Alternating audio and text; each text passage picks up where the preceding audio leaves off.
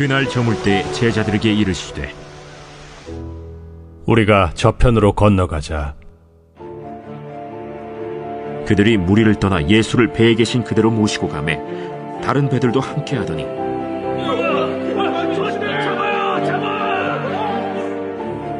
큰 광풍이 일어나며 물결이 배에 부딪혀 들어와 배에 가득하게 되었더라.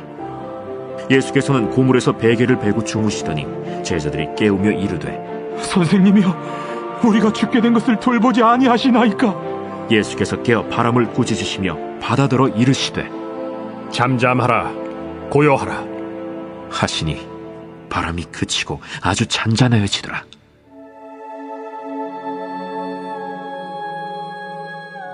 이에 제자들에게 어찌하여 이렇게 무서워하느냐? 너희가 어찌 믿음이 없느냐? 하시니 그들이 심히 두려워하여 서로 말하되 그가 누구이기에 바람과 바다도 순종하는가? 먼저 오늘도 여러분의 마음밭이 주님 보시기에 좋은 땅이 되시기를 주의 이름으로 축복합니다. 비유의 목적은 하나입니다. 누구든지 들을 귀 있는 자는 들으라. 듣고자 하는 마음만 있으면 우리 주님께서 깨닫게 해주실 줄 믿습니다. 혹시 듣고 싶은 마음이 없다면 주님께서 그 마음 가운데 있는 가시덤불, 그리고 이 단단한 그리고 모든 잡초들을 다 제거하고 부드럽게 해주셔서 오늘 이 자리가 나에게 또 새로운 희망, 또 새로운 힘이 주어지는 귀한 자리가 되기를 바랍니다. 좋은 땅에 떨어진 경우 우리는 무엇을 배우게 되죠? 복음을 다른 사람들에게도 나눈다. 이게 바로 등불 비유입니다. 그리고 자라나는 씨의 비유는 그냥 그저 우리는 예수님 이야기하고 또 복음을 나누기만 하면 자라게 하시는 분은 하나님이시다. 그래서 우리는 결과에 대해서 걱정할 필요가 없습니다. 하나님이 하십니다. 그리고 겨자씨의 비유를 통해서 우리가 배우는 것은 우리가 하는 작은 순종이 아무리 초라하고 연약해 보여도 하나님은 우리의 순종을 통해서 하나님의 나라를 반드시 이루신다는 것입니다. 오늘도 이 귀한 말씀을 믿고 주의 말씀에 경청하는 여러분 모두가 되시기를 주의 이름으로 축복합니다. 네, 아멘 소리가 이번에도 작으면 계속 하려고 그랬어요. 자, 이제 주님은 4개의 비유를 말씀하신 다음에 이제 이번에는 4개의 기적을 베푸시는데, 이 마가는 마가복음 4장 35절부터 이제 5장 끝까지 이 4개의 기적을 통해서 주님이 그동안 이 전하신 천국 복음의 능력을 실제로 이제 보여주십니다. 그래서 이 첫 번째 기적은 바로 이 광풍, 폭풍을 잠잠케 하시는 주님. 그것을 통해서 자연을, 모든 위험을 다스리시는 주님의 능력을 나타내고, 그 다음에는 이 땅에 있는 수많은 귀신들을 정복하시는 예수님, 그리고 우리의 육신의 질병을 고쳐주시는 예수님, 그리고 마지막에 가서는 우리가 가장 두려워하는 죽음마저도 정복하시는 예수님. 이 4가지 기적을 우리에게 연속적으로 보여주고 있습니다. 자, 오늘은 우리가 이 광풍을 잠잠케 하시는 예수님에 대해서 함께 배우고자 합니다. 우리 먼저 35절, 36절 말씀 함께 읽겠습니다. 그날 저물 때에 제자들에게 이르시되 우리가 저편으로 가자 하시니 그들이 무리를 떠나 예수를 배에 계신 그대로 모시고 가매 다른 배들도 함께 하더니. 자, 그날 이렇게 시작되죠. 그날은 예수님이 이 4개의 천국 비유를 가르치신 그날입니다. 그러니까 예수님이 지금 새벽부터 자신에게 몰려든 많은 무리들에게 하루 종일 하나님 나라를 가르쳤죠. 그리고 이제 예수님은 좀 이제 쉬셔야 돼요. 얼마나 이 하나님 나라 사역하는 것이 이 체력적으로 굉장히 이게 소모가 되는, 고갈되는 시간이기 때문에 예수님도 인간의 몸을 입고 오셨기 때문에 굉장히 피곤해 하셨습니다. 그래서 우리가 이제 보게 되지만 예수님은 배에서 이제 깊은 잠에 드십니다. 그런데 물론 예수님이 피곤하셨지만 피곤한 가운데서도 예수님에게는 또 하나의 굉장히 중요한 목적이 하나 있었습니다. 그것은 무엇이냐면 그동안 예수님의 모든 비유를 열심히 들었던 이 제자들이 과연 제대로 들었는지를 확인하는 시간이 필요했던 것이죠. 그래서 여러분 이 수업 시간에 선생님이 열심히 이제 가르쳐 주면 우리가 중간고사, 기말고사라는 끔찍한 시험이 왜 있죠? 제대로 배웠는지, 알아들었는지 그것을 확인하는 게 바로 시험입니다. 그래서 예수님은 지금 이제 이 제자들과 함께 배를 타고 그들이 시험을 받을 수 있는 장소로 가십니다. 로마서 10장 17절을 보게 되면 그러므로 믿음은 들음에서 나며 들음은 그리스도의 말씀으로 말미암았느니라. 우리가 주의 말씀을 들을 때 들은 것만으로는 믿음이 생기지 않습니다. 우리가 들은 것을 언제 우리가 믿게 되냐면 행할 때예요. 믿음으로 행동할 때, 순종할 때 비로소 믿음이 자란다는 것입니다.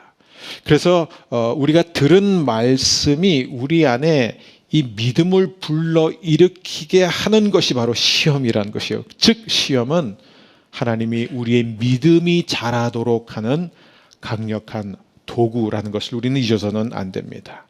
자, 이제 37절 말씀 또 함께 읽겠습니다. 큰 광풍이 일어나며 물결이 배에 부딪혀 들어와 배에 가득하게 되었더라. 큰 광풍이 일어났다. 물결이 얼마나 셌냐면 계속해서 배에 부딪혔다. 이게 이제 원어적인 의미는 공격했다 이거예요. 공격당할 정도로 굉장히 지금 힘들었습니다. 그리고 그 배에 물이 가득하게 되었다. 여러분 질문이 있어요. 예수님은 이 배에 타서 건너가는 동안에 폭풍이 올 것을 아셨을까요? 모르셨을까요? 당연히 아셨죠. 근데 왜 그 때에 제자들에게 배를 타고 건너가자고 말씀하셨을까요? 왜냐하면 이 폭풍이 제자들을 위한 그날의 커리큘럼의 일부였기 때문이에요. 교육 과정이었다는 것입니다. 이 폭풍은 제자들로 하여금 그동안 그들이 열심히 듣고 배운 이 예수님의 말씀을 실제로 믿을 수 있도록 도와주는 것이었죠. 특히 이 제자들이 배워야 했던 가장 중요한 그 교훈은 무엇이냐?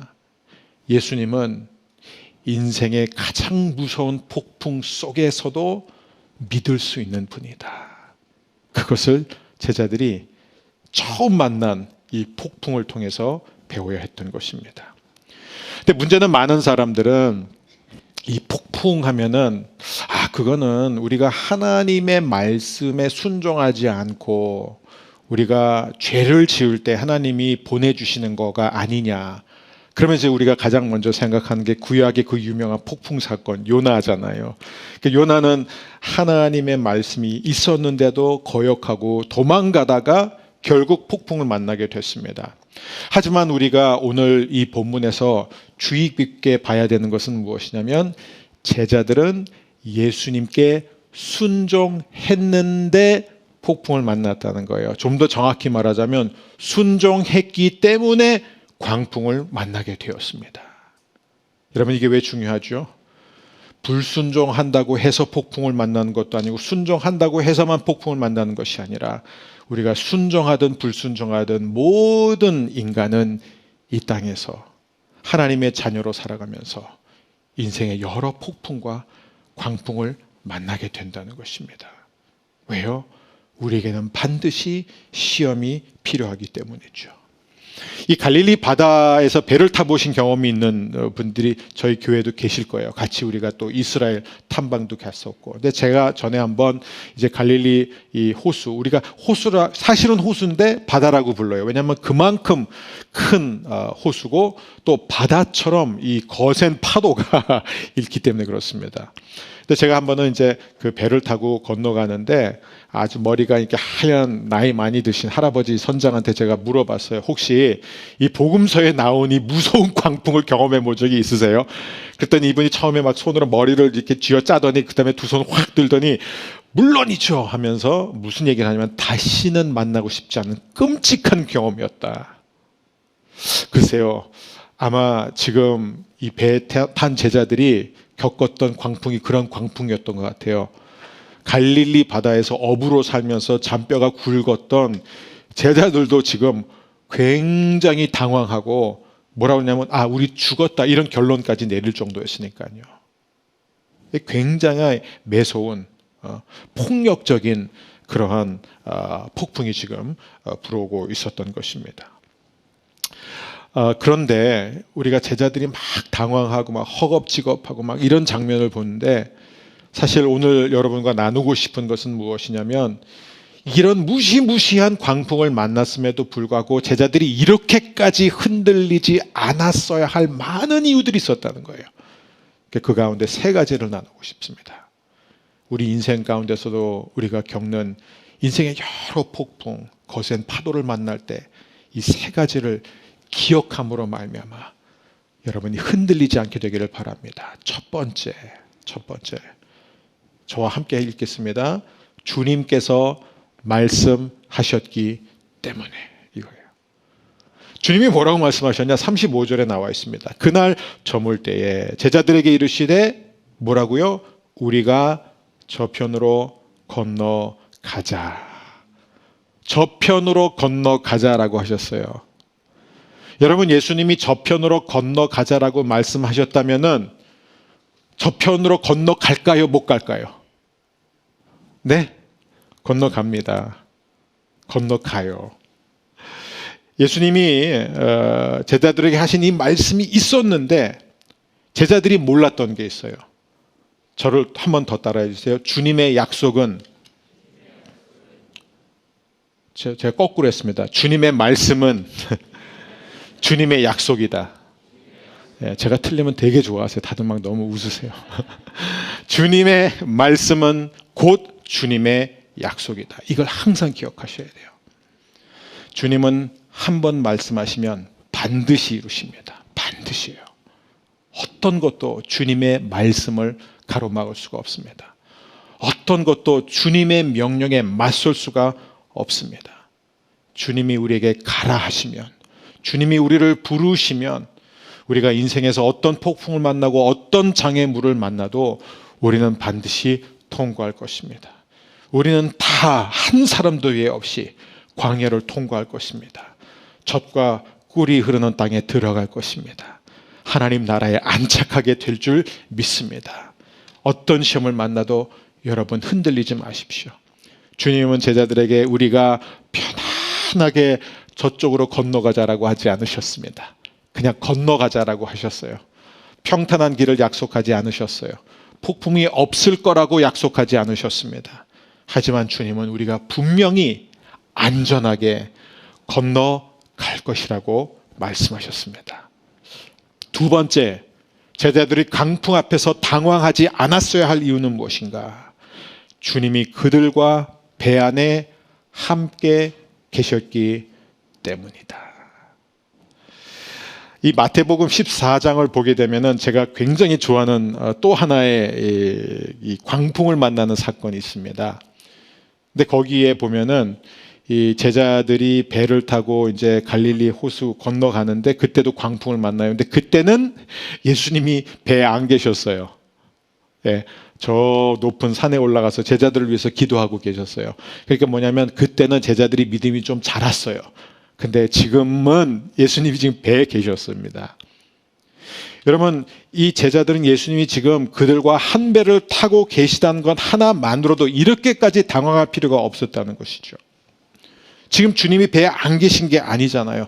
주님이 계신데 왜 그렇게까지 두려워할까요? 왜 죽었다라고 스스로 결론을 내릴까요?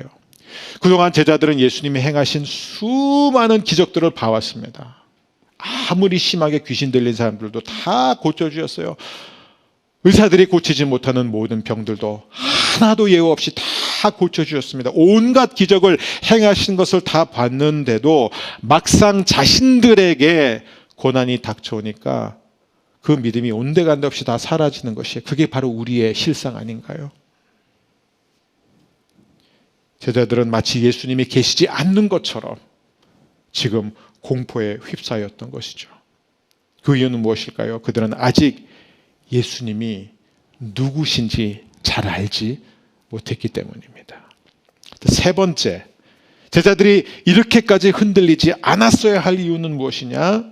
주님은 폭풍 속에서도 완전한 평안을 잃지 않으셨기 때문이다. 무슨 얘기냐면 주무셨다는 거예요.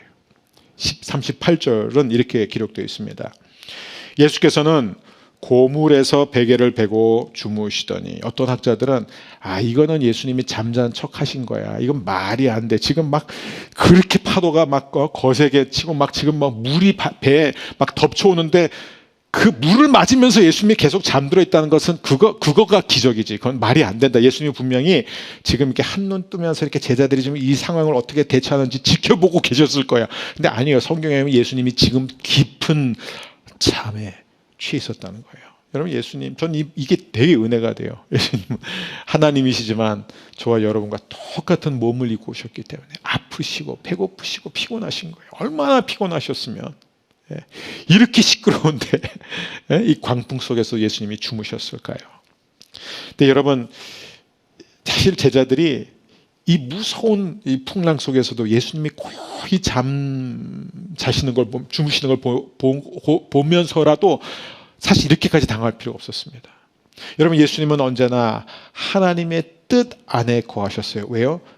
아버지의 뜻이 가장 안전한 곳이었기 때문에. 예수님은 하나님의 뜻 가운데 있을 때 하나님이 자신을 돌보아 주신다는 것을 누구보다 잘 아셨습니다. 그래서 폭풍 가운데서도 우리 주님은 깊은 잠을 취할 수 있었던 것이에요. 여러분, 이 예수님이 깊은 잠을 잘 수 있었던 것은 하나님을 향한 완전한 신뢰가 있었기 때문입니다. 이 부분을 뒷받침해주는 아주 좋은 말씀이 시편 4편 8절입니다. 우리 함께 읽을까요? 내가 평안히 눕고 자기도 하리니 나를 안전히 살게 하시는 이는 오직 여호와이시니이다. 여러분, 이 고백을 다윗이 했는데요. 지금 이 전쟁을 바로 코앞에 둔 상황에서 이 고백을 한 거예요. 지금 아들이 자신을 쫓아내고 지금 반역했는데 얼마나 고통스럽겠어요. 지금 위기 가운데 위기예요. 언제 군대를 이끌고 자신을 공격해 올지 모르는 너무나 초라하고 위험에 노출된 그 상황 속에서도 다윗이 뭐라고 그래? 내가 평안히 눕고 자기도 하리니 나를 안전히 살게 하시는 이는 오직 여호와이시니이다. 저는 불면증에 시달린 우리 사랑하는 모든 성도님들에게 하나님께서 이런 단잠을 주시기를 주님의 이름으로 축복합니다. 자, 우리는 인생에 여러 폭풍을 만나게 됩니다. 근데 이런 폭풍을 만날 때 우리도 이 제자들처럼 행동할 때가 너무 많아요. 이들은 이 폭풍 때문에 파도가 지금 배 안으로 막 덮쳐서 들어오고 있는 상황이었어요. 배 안이 지금 막 물로 가득 차서 가라앉고 있는 상황이었습니다. 그런데 배 뒤편에 아무 일이 없는 것처럼 그저 계속 주무시는 주님을 보면서 뭐라고 소리쳤죠? 38절입니다.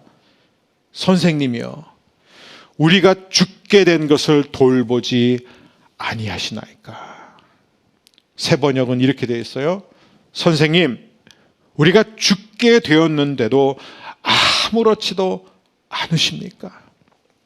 이게 무슨 얘기예요? 성경에 자주 등장하는 퀘스천입니다. 주님, 왜 모른 척 하세요?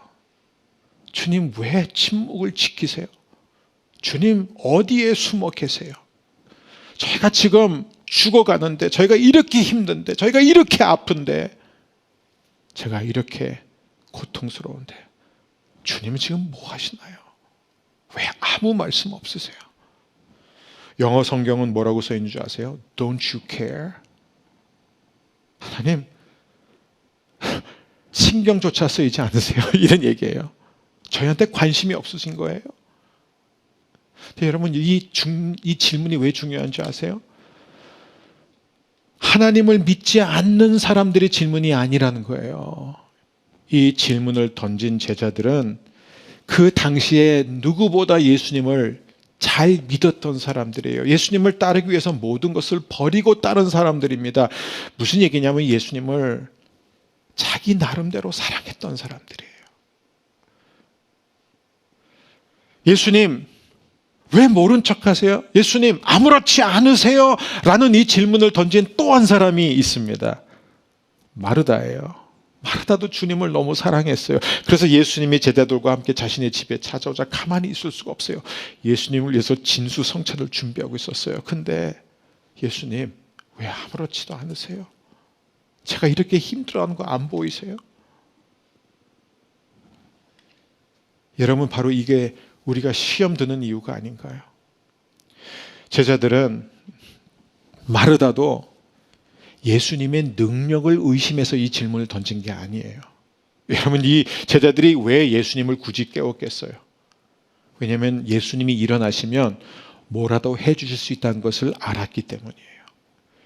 이들은 예수님이 행하시는 수많은 기적들을 봤습니다. 예수님이 얼마나 강한 분인지, 얼마나 권세가 많은 분인지는 알고 있었어요. 그러니까 이들이 예수님에 대해서 시험 든 이유, 실망하고 낙심하고 마음이 아프고 슬펐던 이유는 예수님이 무능해서가 아니라 예수님이 이 문제를 해결할 수 있고 내 고통을 덜어줄 수 있고 내 슬픔을 해결해 줄 수 있는데도 아무것도 하지 않는 것처럼 보였기 때문에, 마치 관심이 없는 것처럼 주무시고 계셨기 때문에, 그래서 이 제자들은 너무나 시험이 들었던 것입니다. 이런 바로 우리가 시험 드는 이유, 많은 믿는 사람들이 시험 드는 이유가 바로 거기에 있습니다. 폭풍을 만났을 때 주님, 왜 자꾸 나에게 이런 어려운 상황을 허락하시나요? 내가 이렇게 힘든데, 내가 감당할 수 없는 것 주님께서 아시지 않습니까? 나는 이 정도밖에 안 되는데 왜 끊임없이 문제가 계속해서 터지고 있습니까? 왜 주님은 내 기도에 들어 응답해 주시지 않습니까? 왜 주님은 저의 아픔에 대해서 아무런 반응을 보이지 않으세요? 사랑하는 여러분, 예수님은 제자들에게 관심이 있으셨을까요? 없으셨을까요? 있었습니다. 그냥 있을 정도가 아니에요. 예수님은 그때 머리털까지 다 세고 계셨어요. 이게 뭐냐면 더 이상 관심을 가질 수 없을 정도로 관심이 있으셨다는 거예요. 사랑하셨습니다. 끝까지 사랑하셨습니다. 우리 39절 함께 읽겠습니다. 39절이에요. 함께 읽습니다. 예수께서 깨어 바람을 꾸짖으시며 바다더러 이르시되 잠잠하라 고요하라 하시니 바람이 그치고 아주 잔잔하여 지더라. 자, 제자들이 예수님을 흔들어 깨우자 예수님이 곧바로 일어나셔서 뭐라고 그러셨죠? 바다와 바람을 꾸짖으셨다. 예. 잠잠하라 고요하라. 근데 이 표현이 재밌는 게 뭐냐면 예수님이 지금 굉장히 뭔가 당황한 상태에서 막 큰 소리로 외치신 게 아니라 징징대는 어린 아이를 꾸짖듯이, 그 똑같은 단어예요. 꾸짖듯이 이렇게 말씀한 거예요. 쉬, 이제 그만 조용해, 이 말씀하신 거예요. 자, 그만해, 이제 잠잠해. 그랬더니 어떻게 돼요? 그 자리에서 바람이 그치고 바다가 아주 잔잔해졌습니다. 여러분, 이거 보시면서 느끼는 거 없으세요? 와, 여러분, 당시 유대인들에게 세상에서 가장 강한 게 바다였어요. 그래서 바다는 언제나 혼란, 누구도 제어할 수 없는 혼란, 힘, 카오스였어요. 근데 여러분 보세요. 지금 무슨 일이 있어요? 그 강력한 바다도 바람도 자연도 예수님의 작은 명령 앞에 즉각 순종하는데 저와 여러분은 어때요? 이게 인간이에요. 자연도 주님의 말씀 앞에 바로 순종하는데, 여러분, 저는 제 자녀들한테 조용해라고 아무리 얘기해도 안 먹히거든요. 그게 우리 인간이에요. 우리 애들 원망할 거 없더라고요. 그게 우리가 하나님 앞에서의 모습이에요. 하지만 주님은 자연을 잠잠케 하는데 그치지 않으셨습니다. 왜요? 여러분, 폭풍을 잠잠케 하는 기적이 진짜 기적이 아니라 여기에서의 핵심 기적은 따로 있습니다.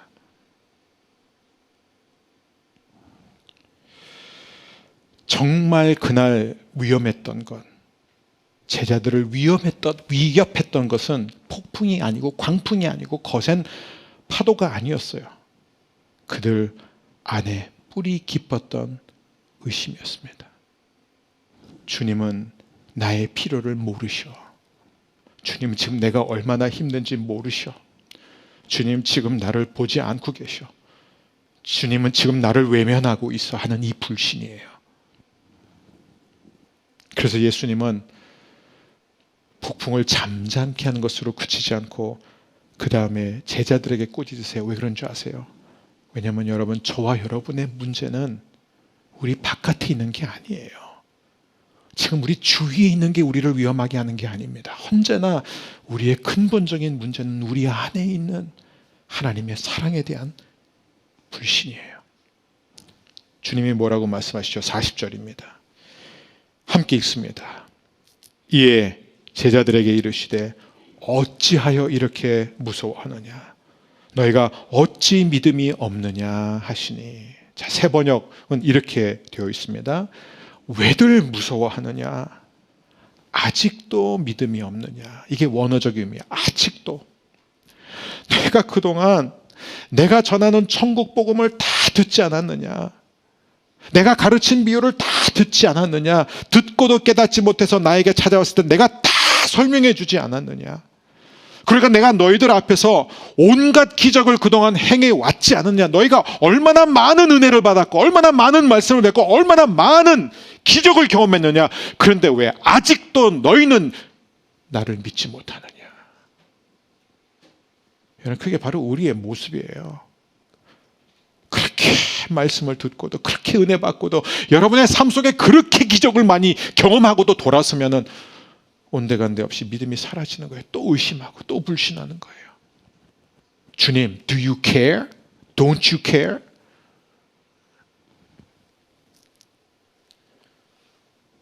오늘 이 제자들을 두렵게 하고 서운하게 하고 원망하게 만들었던 것은 그들 앞에서 계속 주무시는 예수님의 모습이 아니라는 것이죠. 광풍 때문이 아니었다는 것입니다. 바로 그들 안에 뿌리 깊은 불신, 의심이었어요. 히브리서 3장 12절입니다. 형제 자매 여러분, 여러분 가운데 믿지 않는 악한 마음을 품고서 살아계신 하나님을 떠나는 사람이 아무도 없도록 여러분은 조심하십시오. 여러분 주목하세요. 믿지 않는 악한 마음. 여러분, 내가 믿지 못하는 것, 하나님이 나를 얼마나 사랑하시는지를 믿지 못하는 것은 악한 마음이에요. 그 악한 마음을 우리는 회개해야 됩니다. 오늘 말씀을 맺고자 합니다. 여러분, 왜 우리는 이 땅에 사는 동안에 끊임없이 크고 작은 폭풍을 만납니까? 왜 누구도 인생에서 이 거센 바람을 피해갈 수 없을까요? 내가 예수를 좀 잘 믿으면, 내가 말씀을 좀 잘 따르면, 순종하면은 그래도 내가 폭풍을 덜 만나지 않을까라는 이런 기대를 해봤자 우리는 끊임없이 그 기대가 산산조각 나는 경험을 끊임없이 하게 됩니다. 제자들 보세요. 순종하니까, 예수님을 따르니까, 예수님 말씀대로 하니까 이 광풍을 만나지 않았습니까? 왜 주님은 우리에게 폭풍을 허락하실까요? 왜냐하면 폭풍을 만났을 때 우리는 비로소 주님을 더 잘 알기 때문입니다. 41절 말씀입니다. 우리 함께 읽겠습니다. 새 번역. 그들은 큰 두려움에 사로잡혀서 서로 말하였다.